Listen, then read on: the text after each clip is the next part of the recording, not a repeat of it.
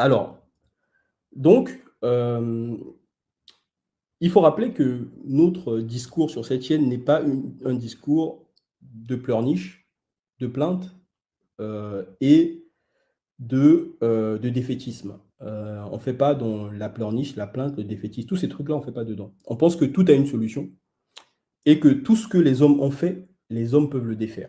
Voilà. Et il y a des solutions pratiques, pragmatiques, que si les gens se donnent, les gens se sacrifient leur ego, sacrifient leur capacité peut-être à se faire un peu plaisir, heu, se donnent une certaine responsabilité par rapport au futur, parce qu'à un moment donné, ce que vos descendants subiront dans le futur, vous en êtes en partie responsable. Et ce que vous subissez aujourd'hui, vos ancêtres en sont en partie responsables. Parce qu'il ne faut pas oublier que s'il n'y a pas des gens qui avaient lutté pour les indépendances et qui s'étaient battus, notamment pour les descendants des Afro-Américains aux États-Unis, peut-être qu'ils seraient encore esclaves. S'il n'y avait pas des gens qui, luttent pour, qui avaient lutté pour les indépendances en Afrique, etc., peut-être qu'il y a des gens qui seraient encore colonisés. Donc, les gens qui ne font rien aujourd'hui, alors qu'ils peuvent faire des choses, et qui pleurnichent en attendant que les autres qui dominent l'Afrique arrêtent de dominer l'Afrique, en fait, vous êtes juste en train de retarder le truc et faire que vos descendants aient la même chose. C'est voilà, subissent la même chose. Voilà, c'est aussi logique que ça. Donc, si vous voulez passer à l'action et mettre en place des solutions réelles, parce qu'on pense que les gens qui suivent cette chaîne, in fine, par l'idéologie qu'ils partagent avec nous, sont des gens honnêtes et rigoureux, contrairement à certains, mais je ne préciserai pas le nom. Et je pense qu'on peut mettre en place ces choses-là. Et je pense qu'on va le faire dans le temps. Ici, aujourd'hui, on est vraiment au début de la chaîne, mais on fera des choses. Je vous le promets. Donc, création d'écoles d'excellence. Ça, je pense que ça existe déjà, des écoles d'excellence. Il y en a déjà, j'ai vu des reportages à Dakar, en Côte d'Ivoire, etc. C'est très bien. Je pense qu'il faut multiplier ces initiatives-là, qu'elles soient privées, publiques, c'est possible, mais bon, ici, on est plus dans l'initiative privée. Donc, privée, multiplier des écoles.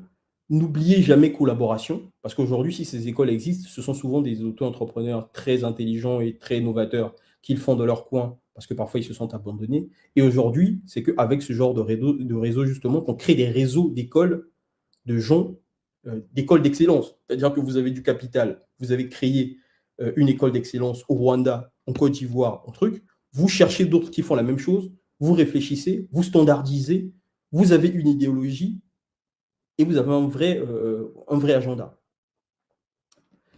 Donc, ces écoles-là, avec un volet scientifique et un volet culturel. Volet scientifique, bon, on a déjà parlé de la science et la méthode scientifique, tout ça, je ne vais pas revenir dessus. Volet culturel, c'est pas volet culturel de la pleurniche et de oui, ce qui va changer l'Afrique, c'est. Bon, je ne vais pas rentrer dans les détails, sinon je vais me faire, je vais me faire reclasher, mais volet culturel, c'est avoir un esprit rationnel, voilà, développer l'esprit rationnel chez les enfants, etc. Euh, il y a création de bibliothèques, il y en a déjà, mais une fois de plus, le faire sous un esprit de réseau, créer des bibliothèques, des médiathèques, des musées des sciences, c'est possible. Il ne faut pas se dire oui, c'est l'Afrique, ça ne va pas marcher. Non, c'est possible de le faire. Développer une économie du savoir, les maisons d'édition, les émissions. On peut commencer des émissions YouTube. On parle de science, Libido Scienti, rappelez-vous, l'homme de terrain. Ensuite, on passe à la télé, etc. Création de centres de vulgarisation scientifique. Ça, c'est des projets notamment sur lesquels je travaille. Accueillir des expos universelles, au lieu de toujours, chaque année, on parle de Cannes, de Cannes, de Cannes. Les années passent, vous parlez toujours de Cannes. Un tel a gagné, un tel a gagné. Vous regardez autour de vous, vous êtes toujours dans la même merde, mais vous continuez à parler de Cannes. Vous voyez 2-3 joueurs qui brillent en Europe, vous croyez que c'est vous. C'est pas vous, les gars. Ces gens représentent 0,0001 de l'Afrique. Concentrez-vous d'abord sur ce qui est autour de vous. Regardez autour de vous les rues, les maisons, etc. Et c'est là qu'il faut agir. Donc la Champions League, justement, bah, les gars, la Champions League est finie là. Les gars, ils ont empoché leurs sous. Mais vous, par contre, vous avez remarqué qu'entre le début de la finale et la fin, vous êtes à peu près toujours au même niveau. Donc peut-être qu'il va falloir commencer à agir sur l'essentiel. Voilà. Euh, C'est quoi la chanson du jeune là? C'est la Champions League, c'est la Champions League. Pa, pa, pa, pa. Barça, c'est la Champions League ou je sais pas quoi. Ça fait un moment que je n'ai pas écouté MHD. Excellent d'ailleurs. C'est musique en tout cas. Coupe d'Afrique. On peut faire des coupes d'Afrique, oui, des sciences, on peut faire comment dire, des challenges régionaux, de sciences, de maths, de physique, de culture générale, etc. C'est cet esprit, en fait, qui va changer l'Afrique. C'est rien d'autre. Voilà. Vous mettez ce que vous voulez, des présidents que vous voulez, mais cet esprit, un nombre de gens déterminés qui agissent dans ce sens, le résultat, dans 20, 30, 40 ans, le résultat va se voir. Voilà. C'est inéluctable. Voilà. Et ça, c'est de l'initiative pure. Voilà. Vous n'avez pas besoin de vous mettre en risque, faire des choses, etc. Non. Il y a de la volonté, du don de soi, du don d'argent, parce que l'argent, c'est le temps de travail que vous avez mis, etc. etc., etc. Bon. Ensuite, derrière, il faut cultiver, il faut développer une culture d'élite. Culture d'élite, faut laisser la place au débat, aux critiques, aux discussions saines, à la saine concurrence, etc. Toujours avoir une manière d'aborder les choses de manière positive. Il ne faut pas toujours voir le challenge ou la concurrence comme quelque chose de négatif, comme quelqu'un qui veut prendre ma place, etc. Voilà. Et il ne faut pas être toujours de mauvaise foi aussi, genre je veux montrer que c'est moi qui sais, etc. Voilà, il faut être dans une construction positive. Ensuite, il y a l'optimisation de la transmission. Donc ça, c'est tout ce qui est écriture et école, etc. Bon, donc ça, on l'a évoqué tout à l'heure. Il y a la promotion, l'émulation individuelle par le mérite. Ça, c'est fondamental.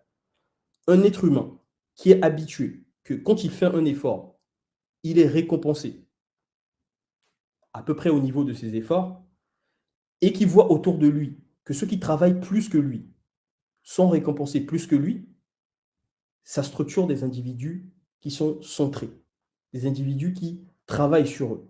Mais des gens qui voient autour d'eux, des gens, il a travaillé pendant 6 mois. Moi, je connais des neveux, des gens que j'ai rencontrés, des gamins. Il a travaillé. Il a passé un examen concours. Il connaît des gens qui n'ont pas passé d'examen concours, mais qui ont le concours. Lui, il peut échouer, d'accord. Mais des gens qui n'ont même pas passé le concours, qui ont le concours. C'est juste dévastateur pour cet enfant. Mais il va devenir adulte, qu'est-ce qu'il va faire dans la société? Ça va être quoi son projet? Qu'est-ce qu'il aura comme confiance dans la vie ou dans ce qu'il pourrait apporter à son pays, à son quartier, à sa ville? C'est un individu qui est absolument détruit. Et si l'enfant voit ça durant toute sa vie, bah, la qualité d'individu que vous fabriquez, ça vous donne ce qu'on sait. Hein. Donc ne vous étonnez pas. Voilà. Ensuite, il faut des cadres de débat objectifs, indépendamment de l'âge. Parce que vous savez, dès que moi, je fais des débats depuis que je suis très petit. Hein.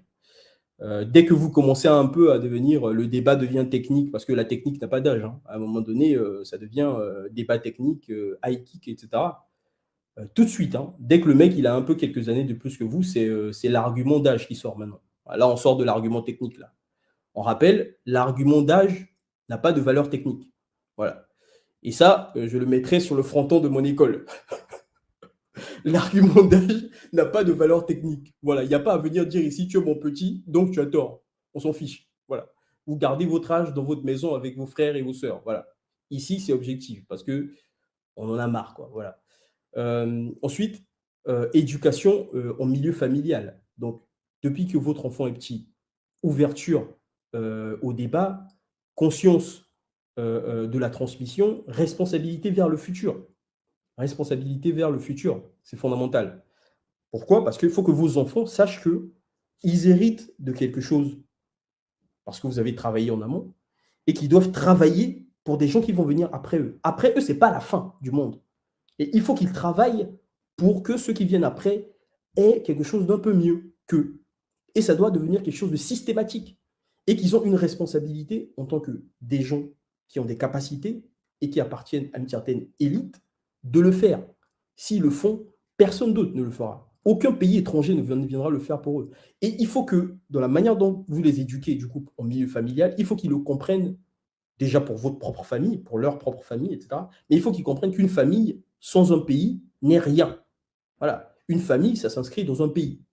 Voilà. À un moment donné, si vous êtes le seul riche de votre pays et que tout le monde est pauvre, vous allez prendre cher. En tout cas, vos descendants, à un moment donné, ils prendront cher. Voilà. Donc, famille, c'est vrai. Et ça, on voit beaucoup en Afrique. La famille, on connaît très bien. Mais au-delà de la famille, il y a la nation. Parce que c'est la nation qui protège la famille.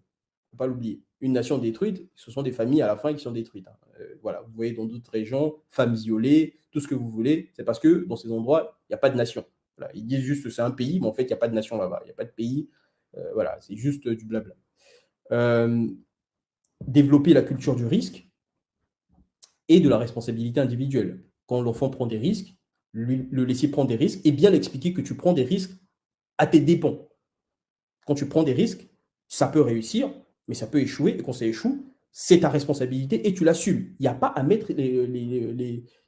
comme on le voit souvent, à mettre la responsabilité sur d'autres personnes. Tu as 15, 20 enfants, 25 enfants, et ce sont d'autres personnes qui sont responsables de tes enfants. Non. Ça, c'est la deuxième règle qu'on va installer sur le fronton dans mon école. Culture du risque et responsabilité individuelle. Quand on prend des risques, on assume on assume la responsabilité derrière. Voilà. Et un gamin qui grandit avec ces principes-là, je vous assure que 1, 10, 100, 1000, 100 000 gamins, 1 million de gamins qu'ils font, là, on commence à parler d'autres pays. Là, le niveau, là, on est d'autres choses. Voilà. Donc, le but pour moi de cette présentation, mis à part les vannes, c'était un peu voilà, d'essayer de synthétiser ça, d'expliquer que c'est quelque chose qui est fondamental, c'est quelque chose qui est très, très important. Et au-delà des discours idéologiques, tout ça, ça, c'est quelque chose réellement qui peut être fait déjà. Voilà. Si vous voulez pas faire de politique, vous voulez pas, c'est trop, voilà, la politique, c'est compliqué, tout ça, laissez tomber. Là, c'est concret. Voilà. Personne ne vous empêchera d'ouvrir une école, de créer une méthode pédagogique efficace, de créer des outils de communication efficaces, de créer des réseaux d'échanges entre différents pays, mettre en place des choses, etc. Personne ne vous empêchera de faire ça. Voilà. Si on vous empêche de faire ça, vous appelez l'afrophilo. Il va venir régler les problèmes. Voilà. OK. Donc, merci beaucoup d'avoir suivi cette présentation. Je vais